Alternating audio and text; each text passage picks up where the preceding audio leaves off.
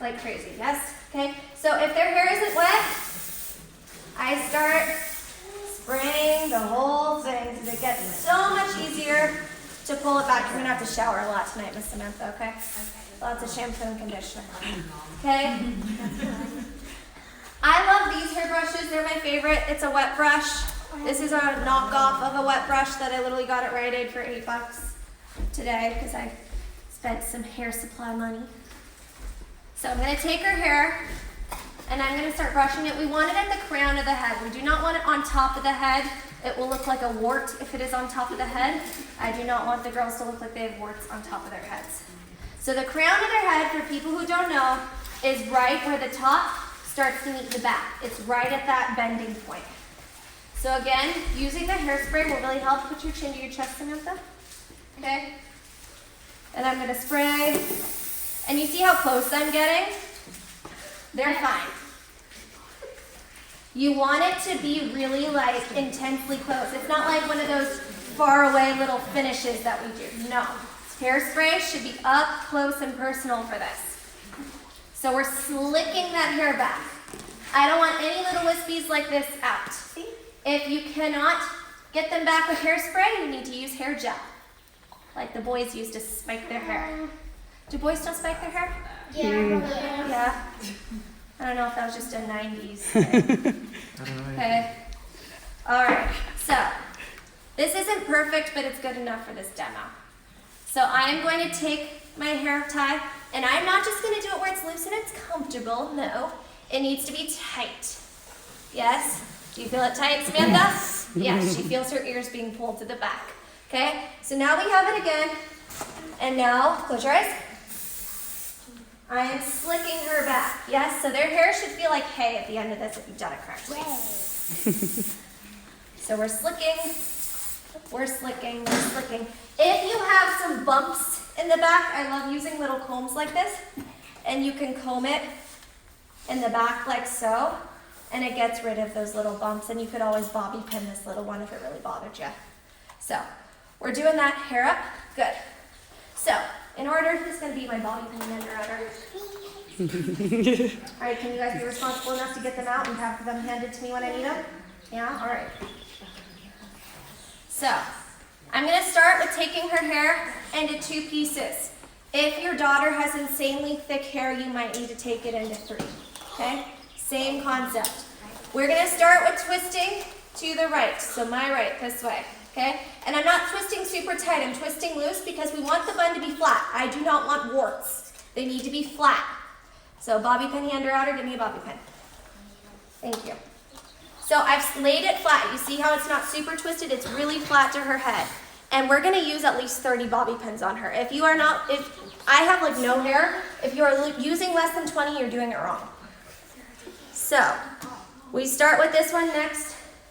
Bobby pin, hand or outers, you got to be more on it, okay?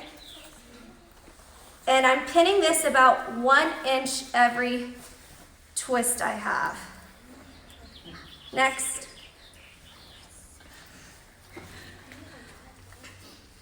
So you're like tying it into the hair underneath, right? What do you mean tying it? Like using the bobby pin to tie into the hair.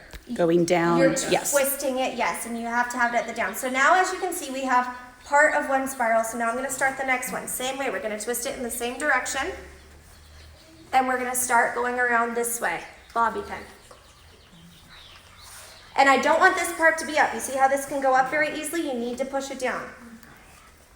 And yes, always have the curly part of the bobby pin faces to the head. The flat part faces up. So we're going down. Oh, really? Yes, that's for gripping. So say that again, Anneliese. The bobby pin. The ridged part goes underneath, the flat part goes on top. Bobby pin. So as you can see, the top one, so now we're getting a nice round bun. And parents, quiet please, thank you. All right, so we're starting to get a nice flat bun. Now Samantha, the longer your child's hair, the wider the bun will be. Wide buns, yes. Flat short buns, or sticking out short buns, no. Okay, I don't want warts in the heads. All right, so now I'm gonna keep going with my original spiral that I had. And I'm gonna continue to wrap it around, bobby pin.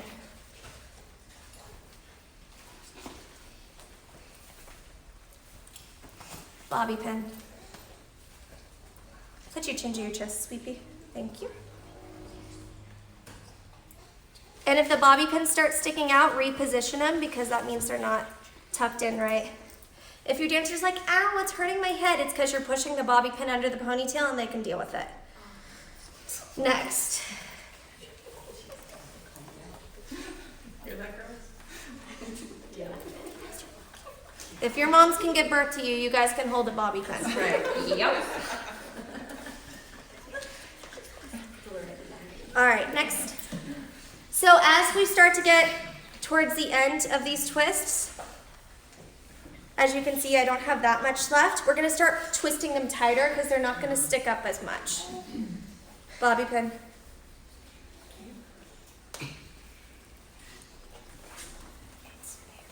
Bobby pin.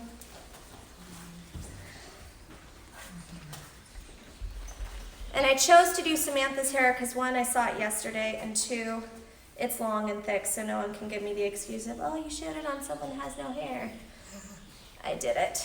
We are doing it. And by the way, I have done these kind of buns on girls' hair who are literally long and Rapunzel hair, and I've made it work, so there are no excuses in the world. So, now we have our two little ends, yes? We're gonna finish them off again. We're gonna start twisting them tighter. And if your daughter has layers, so Miss Samantha doesn't look like has that many layers, but if your daughter, if it starts to look spiky, don't worry about that. That's why we have hair nets, okay?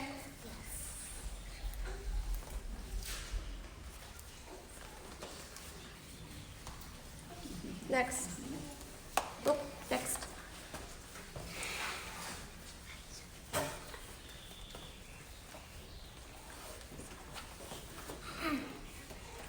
right, next. How you doing? Good. Good. She's fine. You're gonna have a great bun for ballet class today. Cinnamon roll. Next. So parents, as you can see, the reason why we call it a cinnamon roll is because it's starting to look like one. It's two strands twisted into each other.